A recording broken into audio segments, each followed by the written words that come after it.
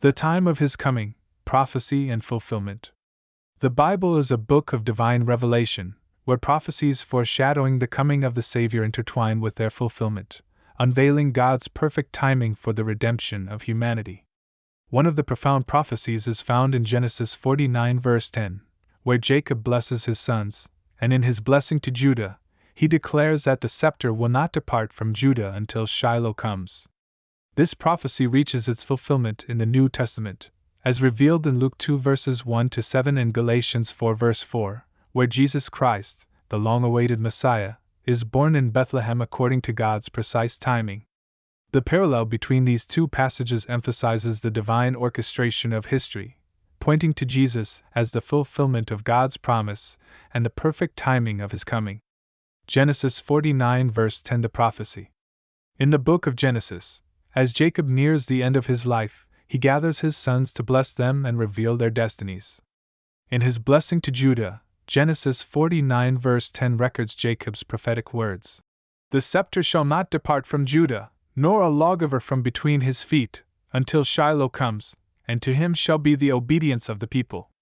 In this prophecy, Jacob foretells that Judah's lineage will hold authority and rulership until the coming of Shiloh, the one to whom all the people will submit. This prophecy points to the future Messiah, Jesus Christ, who will come from the tribe of Judah. Luke 2 verses 1-7, Galatians 4 verse 4. The fulfillment. In the New Testament, the fulfillment of Genesis 49 verse 10 is vividly presented. In Luke 2 verses 1-7, the historical account of Jesus' birth unfolds. It is revealed that, in the fullness of time, Jesus was born in Bethlehem, the city of David, as prophesied in Micah 5 verse 2. Luke 2 verses 1-7. And it came to pass in those days that a decree went out from Caesar Augustus that all the world should be registered. So all went to be registered, everyone to his own city. Joseph also went up from Galilee, out of the city of Nazareth, into Judea, to the city of David, which is called Bethlehem, because he was of the house and lineage of David, to be registered with Mary, his betrothed wife, who was with child. So it was that while they were there, the days were completed for her to be delivered. And she brought forth her firstborn son and wrapped him in swaddling cloths and laid him in a manger because there was no room for them in the inn. Galatians 4 verse 4 further emphasizes the significance of God's timing in the fulfillment of the prophecy. But when the fullness of the time had come, God sent forth his Son, born of a woman, born under the law. Teachings and day-to-day applications. The prophecy in Genesis 49 verse 10 and its fulfillment in Luke 2 verses 1-7 and Galatians 4 verse 4 carry profound teachings and applications for believers. God's sovereign timing. The fulfillment underscores God's sovereignty over time and history. In his perfect timing, Jesus was born to fulfill the prophetic promises of old. The Messiah from Judah. The fulfillment confirms Jesus as the long-awaited Messiah from the tribe of Judah, as foretold by Jacob's blessing. The fulfillment of prophecy. The fulfillment in Luke 2 verses 1-7 reveals that God faithfully fulfills his promises. The birth of Jesus is a testament to the reliability of divine prophecies.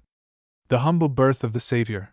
The circumstances of Jesus' birth, laid in a manger in Bethlehem, portray the humility and vulnerability of the Savior who came to redeem humanity. The obedience to God's plan. The fulfillment of the prophecy highlights the obedience of Joseph and Mary to God's plan, as they followed his guidance to Bethlehem for Jesus' birth. In day-to-day life, the understanding of this prophecy and its fulfillment deepens believers' appreciation for God's meticulous plan and his faithfulness in fulfilling his promises. It strengthens our trust in God's timing and purpose in our own lives. Moreover, it motivates us to be obedient to God's leading, just as Joseph and Mary were obedient in fulfilling God's plan for Jesus' birth. Conclusion.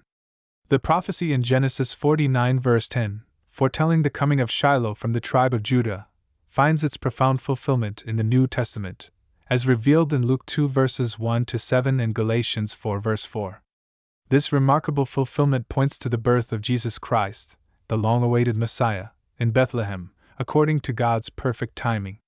As believers, we rejoice in the fulfillment of this prophecy, finding hope, redemption, and assurance in the Savior who came to reconcile humanity to God.